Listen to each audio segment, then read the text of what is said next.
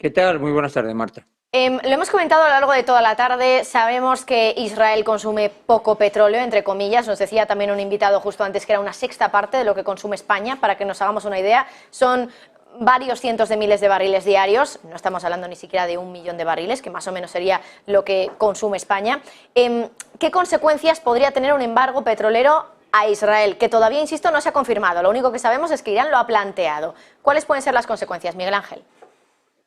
Bueno, yo creo que prácticamente nulas. O sea, cuando se produce un embargo ya tenemos una historia en 1973 y por lo tanto la podemos analizar perfectamente. Cuando se produce un embargo, lo que ocurre es que el precio sube, pero se compensa con un menor consumo precisamente por la subida del precio. Pero en 1973 hubo una serie de condiciones que ahora no se están cumpliendo, ni mucho menos. En 1973 participaban todos los países árabes pertenecientes a la OPEP, es decir, Arabia Saudita, Irán, Irak, Qatar, Emiratos, cosa que ahora es Irán. Curiosamente, en ese momento, que vino derivada por la derrota de Siria y Egipto en la guerra del Yom Kippur, eh, venía todo de una situación previa. En 2 años anteriores ya había muchísimo ruido porque los países árabes, ante un consumo brutal que había en el mundo, se habían planteado algún tipo de medidas para elevar el precio. Entonces, fue todo como una serie de cosas encadenadas, una detrás de otra. Se reúnen los productores, intentan llegar a un acuerdo y en menos de 20 días Egipto y Siria atacan por dos frentes para recuperar el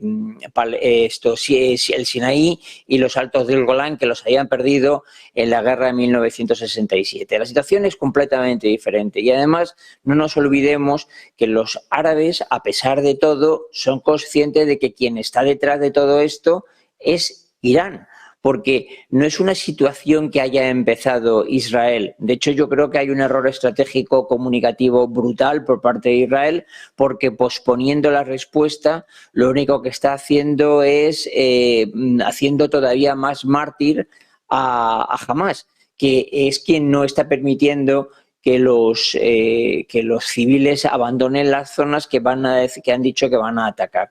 Entonces, ¿qué intención va a tener Arabia Saudí, que estaba llegando a acuerdos con Israel, donde tiene un enemigo declarado clarísimamente por mucho acuerdo que haya llegado a través de China con Irán?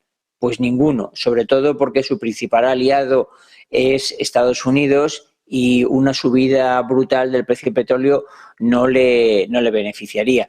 Y no nos olvidemos, en ese momento el embargo supuso una reducción del 30% de la producción. Es una salvajada. Pensemos que desde máximos en estos 2 últimos años llevamos una reducción del 5%, que ya es grande. Miguel Ángel, ¿por qué no le interesaría a Arabia Saudí un embargo petrolero que hiciera que el crudo subiera tanto? Antes nos había dicho otro invitado que porque entonces haría que Estados Unidos le saliera rentable también extraer petróleo de esquisto, el famoso shale oil. También nos hablaban del dólar, de cómo podría afectar al dólar. ¿Puede tener esto algo que ver también con lo que dices tú de que no beneficiaría a Arabia Saudí? Bueno, lo del petróleo en quisto, que es realmente lo que la gente llama fracking, que es el shale oil, que es fundamentalmente en las cuencas del Pérmico, que es una parte de Oklahoma y una parte de Texas, es donde está todo. Ya se sabe que no hay más producción, está ya a tope de producción. Es decir, no hay nuevas cuencas, por lo menos nuevas cuencas conocidas en Estados Unidos para extraer más petróleo. Ya ha tocado techo, se sabe, y salvo que ocurra alguna cosa por ahí que se descubra, no está previsto.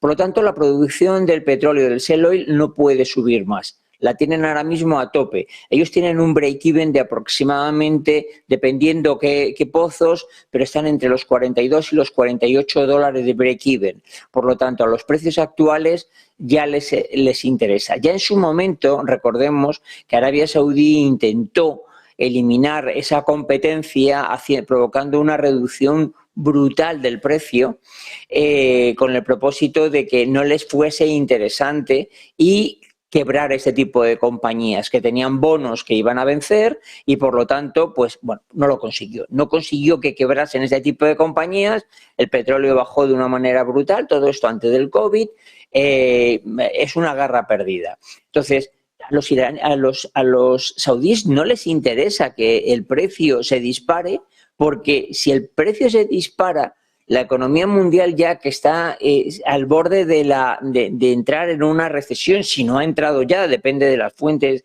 que quieras ver, eso provocaría que tú ante una reducción te encontrases con una reducción también de ingresos muy sustancial. Y dices, no, lo compensaría con la subida. Sí, pero esto es como cuando hablamos de que los impuestos llega un momento donde los subes tanto que no te compensa porque es más interesante porque la gente pierde poder adquisitivo. Pues aquí igual.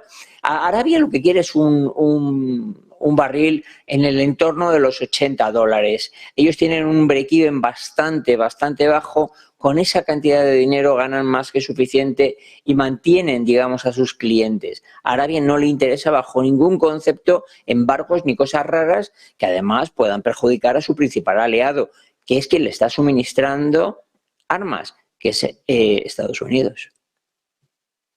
Cambiando de tema, porque yo creo que más o menos todas las preguntas que tenía las has respondido. Quería preguntarte también por los bonos, que sé que también lo dominas. Los bonos, hoy sigue saliendo dinero, a pesar de que hay incertidumbre y la lógica nos dice que entonces tendríamos que entrar, o los inversores tendrían que entrar en activos refugio como los bonos de Estados Unidos, por ejemplo. Pues no, está saliendo el dinero, vuelven a aumentar esas rentabilidades y el bono a 30 años ya por encima del 5%, el bono a 10 en el 4,9%, niveles no vistos desde 2007. ¿Qué está pasando en los bonos, Miguel Ángel? Bueno, hay una cosa que le llama la Reserva Federal y los inversores, le llaman el número mágico.